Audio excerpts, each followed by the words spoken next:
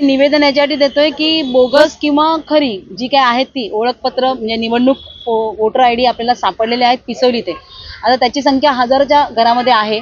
परंतु असे किती वोटर आयडी त्यांनी अख्ख्या मतदारसंघामध्ये बनवले असतील हा एक वेगळा संशोधनाचा विषय असेल.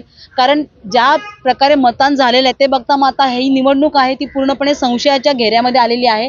आमची सगळ्यांची अशी मागणी असेल शिवसेनेतर्फे की जर ही अशी ओळखपत्र जर बनवली गेली असेल आणि तसे जर गुन्हेगार सापडत असतील तर ही निवडणूक रद्द करण्यात यावी आणि पुन्हा एकदा फ्रेशपणे निवडणूक घेण्यात यावी. कारण इथून जिंकून गेलेले जे खासदार आहेत ते या बनावट वोटर आयडीने जिंकून गेलेले असतील अशी आम्हाला दाट शक्यता वाटते आहे.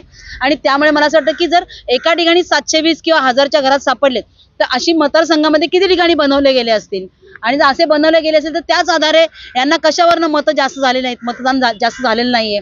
तर हे इथे शंका घेण्याला वाव आहे. आणि मला असं वाटतं की याचं गांभीर्याने याची दखल निवडणूक आयोगाने आणि पोलीस प्रशासनाने घ्यावी आणि निष्पक्षपातीपणे यांनी हा कारभार करावा आणि शोध घ्यावा.